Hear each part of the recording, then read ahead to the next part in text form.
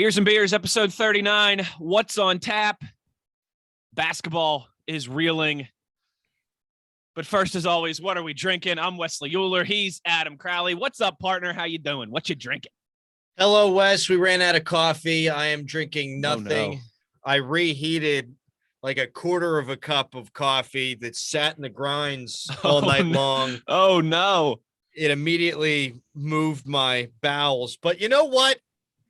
At least I didn't poop my pants like the West Virginia basketball team. I knew it was all coming full circle there. I'm drinking. It's Sunday morning early as we record this. And so I am drinking a nice warm cup of Tim Hortons coffee. Adam, let's get right into this, man. 5 losses in a row for the basketball team now. 6 of their last 8 they've dropped. Just hit me with kind of your opening statement, your opening thoughts, where we are currently. Well, it's not good. They are second from the bottom in the Big 12 at 2-5. They've won 28% of their conference games. Yeesh. I thought they'd be able to score coming into the year. I thought that they would be able to make baskets and spread teams out and hit shots, of course, with Taz and Sean. And then you figured that you'd get something from JB and from Cottrell, and then here and there from some of the other guys. And I mean, the offense is just putrid. It's horrendous and made worse by the fact that Sean McNeil just said, you know what? I'm going to give it up to Paulie Polycap instead of taking a 20-foot jumper. I'm going to give it up to Gabe Osaboyan cutting into 6 different Arkansas players. That's right. They allowed 6 on the court at one point instead of taking a shot from the perimeter. I don't want to put this all on Sean McNeil. Obviously, there are issues on this basketball club, but he's getting face guarded. You got to come off when you have an opportunity to shoot the ball, and he's not doing that. The offense is stagnant. They even got production from the point guard spot. Yeah, right? I know. That's the concerning part. Yeah, you're getting it from Curry. You're getting it from, well, that's about it. Kedria Johnson. And I thought Seth Wilson gave you a couple good minutes, but you know, that to me, I think is the real underlying concern, is that some of the things that you and I discussed at the beginning of the season, some of the things that all Mountaineer fans knew needed to happen for this team throughout the year, they've started to happen. You've had other scorers emerge. Gabe has had his games where he's been in double digits. JB has had his games where he's been in double digits. Malik has been on a nice, consistent scoring run here, and it hasn't mattered because of what you've gotten from Taz and Sean. And I do think, I don't want to make it seem like I'm lumping those two in together, because clearly Taz just isn't 100%. Whether it's maybe he's still trying to get back the full conditioning and just the same weight and feeling himself after COVID, combined with it's clear that his ankle isn't right. His mom's tweeted about that, for crying out loud. And if you just watch him play ever since that UAB game, he hasn't been quite as explosive. He's going to play through it. Hopefully it heals and gets better throughout the year, but that feels like it's going to linger the entire rest of the season. And now he's maybe dealing with a hamstring thing too. So that's concerning, because some of those things that you needed to happen, other scorers emerging, a real point guard emerging, that's started to happen, and it still hasn't been good enough. You've still dropped 5 in a row, still lost 6 of your last 8. And yeah, buddy, I'm with you. 4 field goals made for Sean McNeil over the last 2 games. That's just not good enough. You're not going to win many games in the Big 12 if Sean McNeil is averaging 2 shots made a game. Yeah, it's not going to happen for you. Other teams, you know, if you have Deuce McBride and Derek Culver and Sean McNeil doesn't rip the ball, okay, fine. You are going to be okay. When he does, you could potentially beat anybody, but they don't have those guys. Yeah. And I know that there's been a lot of talk on the social medias about the job that Bob Huggins did putting together this roster. And look, Huggins has talked about it too. He didn't hit the portal hard enough. He didn't do a good enough job in the portal. I'm happy to hear him say it instead of just complain about the state of college basketball, which is what he tends to do. So at least that gives you hope that, you know, we'll see where this season winds up going, but even afterwards that, okay, he'll find ways to fix the deficiencies on this club through the transfer portal. At least there's that. But as far as this year's team's concerned, Hug said after the game, he sees this team coming out on the other side of this. When though, man? Like, look at the schedule. Baylor tomorrow, Texas Tech at the weekend. Is that tomorrow against Baylor? They don't even get to wait until Tuesday. Monday night against Baylor, then at Baylor, because they're still, this is one of those 2-game road swings. Yeah. Then Texas Tech at the weekend at home, and then Iowa State at home the following week. Then you go to Oklahoma State and to Kansas State, which you like to think you could beat those teams, but both of those games are on the road. When's the bleeding stop? Well, I looked at the schedule and I thought, okay, you got Oklahoma and Arkansas. Those are games that, of course, those teams are pretty good, but you can win those games. Or at least one of them and stop the bleeding. Right. And then you take your lumps against Baylor, but then you've got, look, Texas Tech's really good, but you got them at home. Iowa State's pretty good. You got them at home. The other two teams you have beat, so you could beat them again. Like that's the lull in the schedule. Those 6 games there minus Baylor, and they're 0-2 in that stretch already. Yeah. If they can turn it around, if they can get to 8 wins in the conference, they're going to make the NCAA tournament. But agreed. That's a tough ask right now. You got to get 6 more. I mean, that's hard. That's really hard. Where do those come from? You got to steal one. You got to find a way to beat a Kansas at home, something like that. And look, the Big 12 didn't look so hot in this SEC challenge, which is surprising to me. But Kansas is still a great team. And even though you've had them at home and beat them at home, I wouldn't count on it this year. So, I mean, I think it's obvious that this team right now has got to be on the outside looking in at the NCAA tournament. And, my buddy texted me this weekend, Wes. He said, maybe they're the idiot at the poker table. Maybe they're the bad team in the Big 12. And maybe they are. And you know what, too, that I'm thinking about this when you mentioned the Big 12 SEC challenge that was on Saturday. Of course, again, we get Baylor pissed off coming off a loss. I know. I thought the same thing. What the hell? Come on, man. That's just the way that this season has shaken out so far. Great point. Great point. Dude. It's just it's been frustrating. It feels like it has, like, I can't see this team losing 5 more in a row. Like, it feels like it has to stop at some point, but man, they just, for the encouraging things that we can point to, they have solved their free throw issues, right? And that's important. I don't want to downplay that. They have shot ever since that UAB game when it nearly cost them the game. They've shot well from the free throw line. I think they've been above 80% in every, they were 71% against Arkansas. But other than that, I believe they've been above 80% in every game against UAB from the line. They got 18 points from Ketty. You got 11 points from Curry. There's been some guys emerging in that regard, but the issues are still the same, and other teams are starting to realize them, and it's costing you. Adam, how many times this team, one thing that they do a good job of is they get up more shots than their opponent. It's very press Virginia of them, I think, in a way. You need to shoot the ball 8, 9, 10 times more a game than your opponent because you're just not going to shoot it as well. You had 60 field goal attempts yesterday to Arkansas's 51. That's where you want to be, but you shot 38%. They shot 45%. And they also murdered you at the line. And they murdered you at the line because they were amazing at the line, and they murdered you on the glass, cousin. Total rebounds 44-26. When you're a team that isn't overly talented, you've got to make shiz up in those margins. Another game of single-digit team assists for this team. Now, 4 of their last 5 games, they've had less than 10 team assists. Adam, that to me is maybe the most concerning thing with this team right now. Like the lack of ball movement in the half court. It's astounding, man. Like they just dribble, drive, and miss. What I love? Court up. That's all we got. You just watch that game yesterday. You watch the way Arkansas distributes compared to us. It's night and day, man. It's not even close. Well, a couple of things on that. Out of a timeout, Bob Huggins thought that the best thing to do was to run the offense through Gabe Osaboy and have him start with the ball, and he gets called for the 5 seconds because he's being closely guarded. It just doesn't get rid of the ball, which, I laughed so hard that I could cry there, and I cried so hard I freaking had to laugh. But, I saw someone put this on Twitter. I think it's a good point. I think West Virginia doesn't necessarily need to go all press Virginia. I don't think that they got the cats, but can you pick up a 3/4 court press or, a half court press and try to speed the opposition up?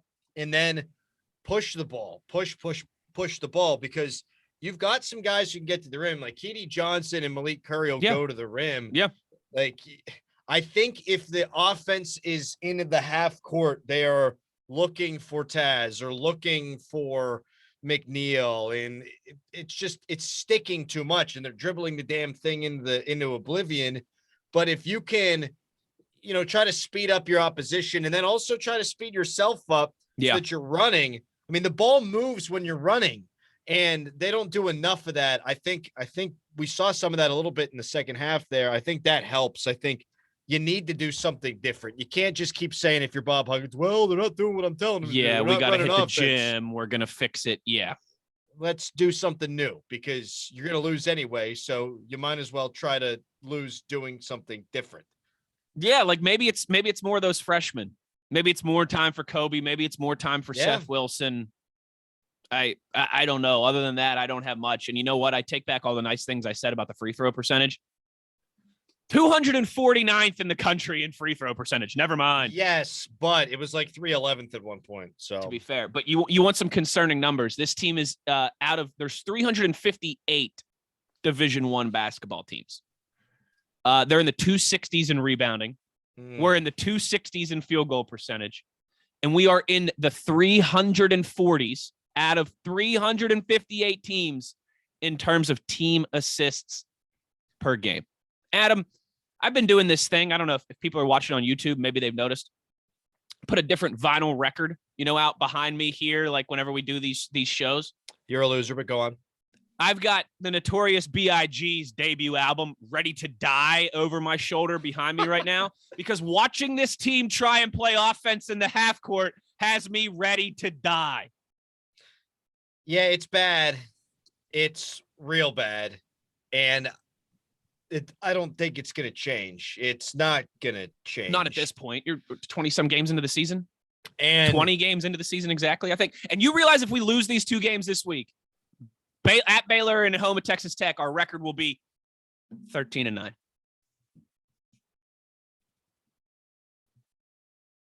Are we done? Are we ready to? Are we ready to die? Is it over? Are we ready to die?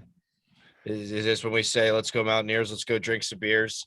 Because no objective analysis, would have either of us say they're going to go in there to Waco and beat Baylor. No, but it also wouldn't surprise me. So go take your swing, see what happens. Same thing against Texas Tech. Doesn't get any easier.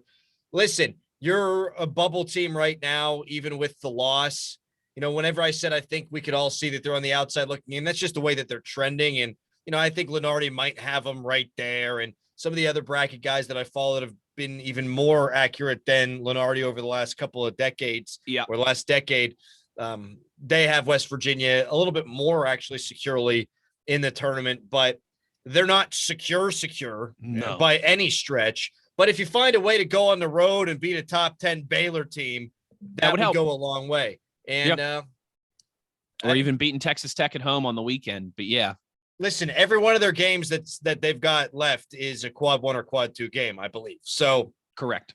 All right, go get them. See what happens. Find a way to get 6 more wins, and you should find your way into the NCAA tournament.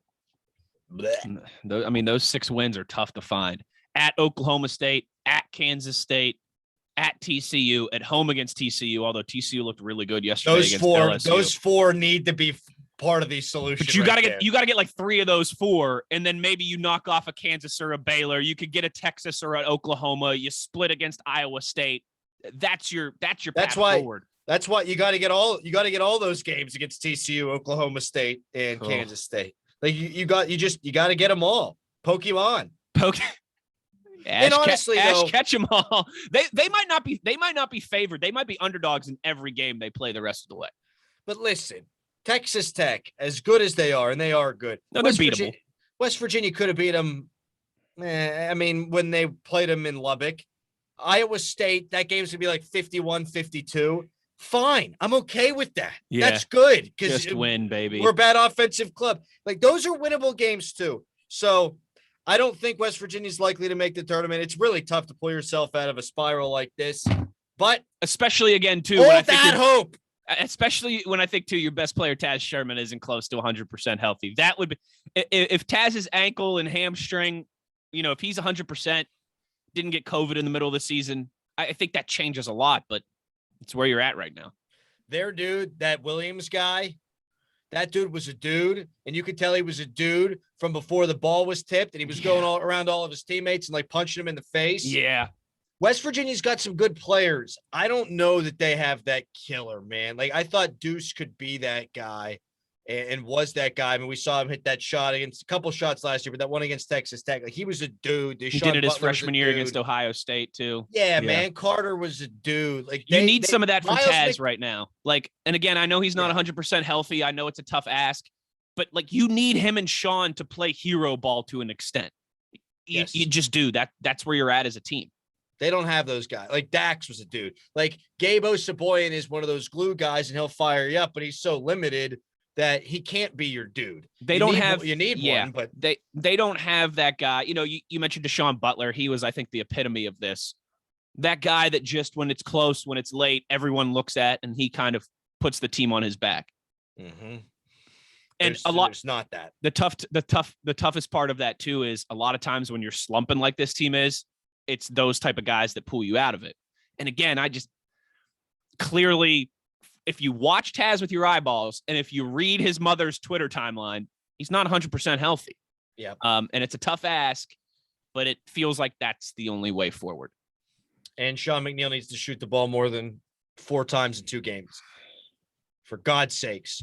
Get it together, Sean. Shoot, Sean, shoot. Shoot, Sean, shoot. Hey, Sean McNeil, shoot it 20 times challenge. How about that? I will write a big fat NIL check. Can we get Toothman Ford on the line? Listen, I can't incentivize play. I don't think that's allowed in NIL. So I'm just saying. You can't do like, I'll give you $1,000 for every bucket you make or something. That's not allowed.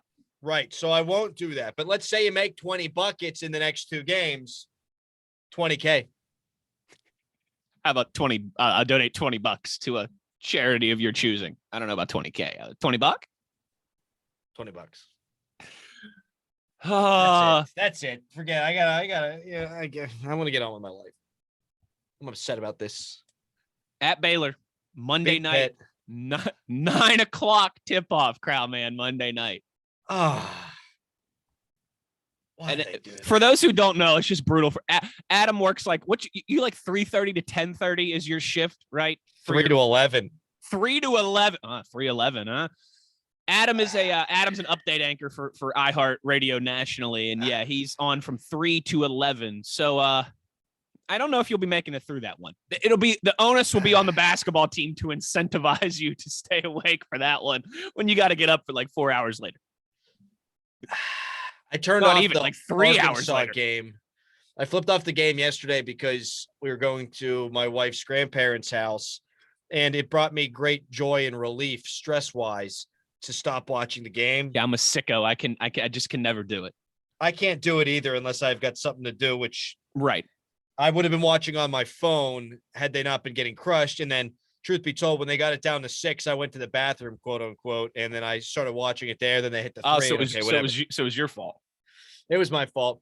But if Baylor's going to blow West Virginia out, do it quick so I can go to bed. And West Virginia, hey, offer stands to you too. If you want to run away from Baylor on the road in Waco, you take care of business. I can go to bed.